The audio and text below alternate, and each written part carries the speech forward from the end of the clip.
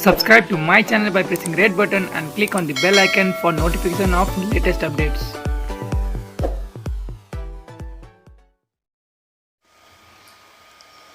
अखबारका प्रमुख शीर्षकले देखाउने मार्ग र इतिहासको राजमार्ग कहिले समान बिन्दुमा हुँदैनन्। इतिहासको राजमार्ग शासकका क्रिया, प्रतिक्रिया, विवेक, सनक, सङ्घर्ष, सम्झौता एवं स्वार्थ सम्बन्धले निर्धारण गर्छन् भने सञ्चार माध्यमका समाचार शीर्षकले तय गर्ने मार्ग कहीँ न कहीँ कार्य सम्पादक वा सञ्चारकर्मीको आग्रहले प्रेरित हुन्छन्। इतिहास हमेसा दिशा परिवर्तनको यात्रामा हुन्छ भने सञ्चार माध्यम इतिहासको परिवर्तित दिशा पत्ता लगाउने कम्पासको भूमिकामा हुन्छन्। सञ्चार माध्यम मिडियाले इतिहासलाई दिशा निर्देशन गर्न नखोज्ने होइन, तर निर्णायक घडीमा परिस्थिति यस्तो भइदिन्छ कि इतिहास कुन बाटो दौडिँदैछ भन्ने कुरा पत्ता लगाउन सम्पादकको राडर र रिपोर्टरको एन्टिना दुवैले आंशिक मात्रै काम गर्छन् र अर्धसत्रै मात्रै पत्ता लगाउँछन् अनि त्यही आधारमा विश्लेषण गर्छन् र समाजले त्यसैलाई तथ्य ठान्छ। तर कालान्तरमा राष्ट्रका शासन, प्रशासन र राजनेताका नीति निर्णयले अर्कै बाटो समातिरहेको हुन्छ। वर्तमान नेकपाभित्रको शक्ति सङ्घर्षमा पनि मिडिया विश्लेषणले तिनै नियति भोग्नु परेको छ। प्रचण्डप्रतिको पूर्वाग्रह र उनको अनिवार्यताको आग्रह होस् वा केपी ओलीको पतन र उत्थानको कामना वा माधव नेपालको उदयको चाहना र समाप्तिको प्रार्थना नै किन नहोस्, यी सबै खेलमा मिडियाको पूर्वनिर्धारित रेडिमेड आग्रह प्रश्नसँग आफ्ना हेडलाइनमा छरिएका छन्। कुनै मिडिया लेख्छन् माधव नेपालसँग दुई अध्यक्षसँग सौदाबाजी गर्ने बार्गेनिङ टुल्स छन्, अब उनी निर्णायक बन्दैछन्। कुनै लेख्छन् प्रचण्डलाई न्यूनीकरण गर्दा हलचल उत्पन्न हुन्छ र उनी समीकरण आफ्ना पक्षमा नपारेसम्म अनेक चलखेल गर्छन्। कुनैले लेख्छन् ओली नगद आफू लिन्छन् र अरूलाई कपाली तमसुक थमाइदिन्छन्। कतिले अब वामदेव निर्णायक बनेर ठोकुवा गर्छन्, तर जब सङ्घर्ष सम्झौतामा पुग्छ र स्वार्थ सम्बन्ध लाभको अडिटिङ र सेयरिङबाट सत्ता खेलाडी सन्तुष्ट वा असन्तुष्टिको निष्कर्षमा पुग्छन्, तब मिडियामा विश्लेषण, भविष्यवाणी र अनुमान मात्र होइन, तिनका विश्वसनीय सूत्रको विश्वसनीयता समेत पानीमा भिजेको कागज जस्तै भइसकेका हुन्छन्। त्यसो भए के हो त नेकपाभित्रको शक्ति सन्तुलन र समीकरणको उतार चढाव?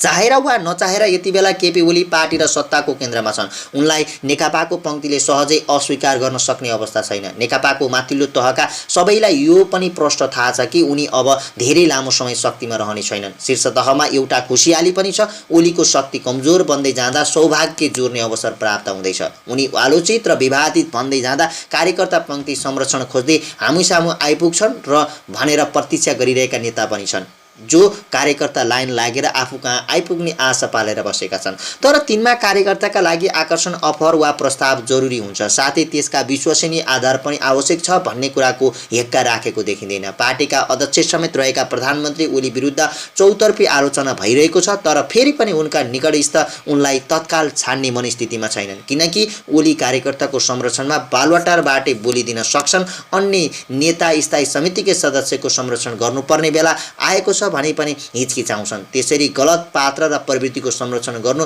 सही हो वा गलत त्यो बहसको विषय बनिरहला, तर ओली समर्थकलाई त्यस्ता बहसले अहिलेसम्म कुनै फरक पारेको छैन।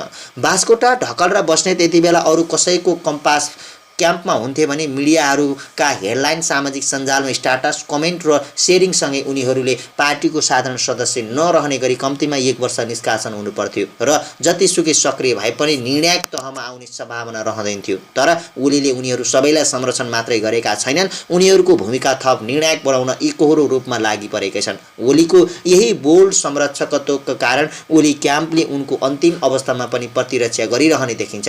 हालै मात्र डाक्टर बाबुराम भट्टराईले ओलीलाई भस्मासुर तथा उनको पार्टीको ओलीका विश्वास पात्रलाई सांसद अपहरणको गम्भीर आरोप लगाएका छन्। सामाजिक सञ्जाललाई आधार मानेर ओलीको लोकप्रियता सर्वे गर्ने हो भने अधिकतर मानिस उनलाई मन पराउँदैनन्, किनकि उनको सरकारले सुशासन कायम गर्न नसकेको आरोप छ र केही मन्त्रीलाई समेत अपारदर्शिताको आरोप लागेको छ। यस्तो अवस्थामा उनका प्रतिद्वन्द्वीले पार्टी कार्यकर्ताको पङ्क्ति आफूसँग आउने आशा गर्नु अनौठो होइन, तर यो आशा सच्चाइबाट धेरै टाढा छ। नेकपाभित्र ओली विरोधी खेमामा उनले क्याम्प छाडेर नेता कार्यकर्ताको समूह वा व्यक्तिगत पलायनको अपेक्षा गर्न थालिएको झन्डै 1 वर्ष हुन थालिसक्यो, तर त्यस्तो देखिएन। हो, राजनीतिक र रणनीतिमा केही नेता कार्यकर्तामा लचिलोपन देखिएको छ, तर उनीहरूमा कहिले आफ्नो क्याम्प छाडेर अन्यत्र पलायन हुने सङ्केत देखि परिसकेको छैन। यसका कारणहरूमा पार्टी निशङ्कुमा छ, पार्टीभित्र लाइन र उपलाइन छन्, कतिपय सङ्गठन लामो समयदेखि राजनीतिक लकडाउनको शिकार भइरहेका छन्, नेतामा शक्ति सङ्घर्षको अध्याय सुरु भएको छ, यो कहिले सुसप्त छ, कहिले उत्कर्षमा पुग्ने गरेको छ। एक प्रकारले नेकपा हिलोमा भाँसिएको कार जस्तो भएको छ, जसलाई बेला बखत ओली प्रचण्डले धकेल्ने गर्छन्। यस्तो अवस्थामा गाडीलाई गन्तव्य पुर्याउन दुई चालकलाई कार्यकर्ताले सहयोग पनि स्वाभाविक हो। एउटा सच्चाइ के हो भने नेता कार्यकर्ताको विशाल पंक्ति केवल ओलीमा मात्रै निर्भर रहन चाहँदैन, तर उनीहरूको बाध्यता के छ भने यो पार्टीमा त्यस्तो कुनै अर्को नेता छैन जसले सडकबाट टिपेर साधारणलाई असाधारण हैसियत प्रदान गर्न सकोस् र असाधारण भनिएकालाई साधारण तरिकाले सडकमा हुत्याइदिन सकोस्। कम्युनिस्ट कार्यकर्ताले विधि, पद्धति, विधान, संविधान, आदर्श, मूल्य, मान्यता र सिद्धान्तका लागि लडाईँ गर्नुपर्ने हो, तर त्यसको प्रचलन नै नभएपछि मानिस निराश भएर बोल्ड संरक्षण गर्ने व्यक्तिको खोजी गर्दो रहेछन् भन्ने कुराको ज्वलन्त उदाहरणमा नेकपाभित्र देखिन्छ। नेकपाको राजनीतिभित्र ओली क्याम्प एउटा वान टप सप हो। त्यहाँ हरेक चिज उपलब्ध छन्, त्यसलाई एउटा फ्री मार्केट पनि भन्न सकिन्छ, जहाँ हरेक गर्न छोड्छ। हरेक चिज उपलब्ध हुनुका मतलब इकाइ समितिदेखि सचिवालयसम्म सदस्य जो बालाकोटको सहज पहुँचमा छन् उनीहरूका लागि सबै चिज उपलब्ध छन्, र हरेक गर्न छुटको मतलब जो तलदेखि माथिसम्म सहज सम्पर्कमा छन्, जसका लागि विधि पद्धति खुकुलो छन्। त्यसको मतलब के होइन भने ओली क्याम्पमा नेता कार्यकर्ता अर्को क्याम्प छिर्न तयार छैनन्। यसअघि पनि क्याम्प परिवर्तनका प्रयास भएका छन्। जति बेला उनको पंक्तिमा कसैले असुरक्षित महसुस गर्छ ऊ अर्को क्याम्पको बाटो तय गर्छ। जब ओलीले त्यो चाल पाउँछन् तब उनी फेरि रोक्छन्। यसको सिलसिला लामै छ।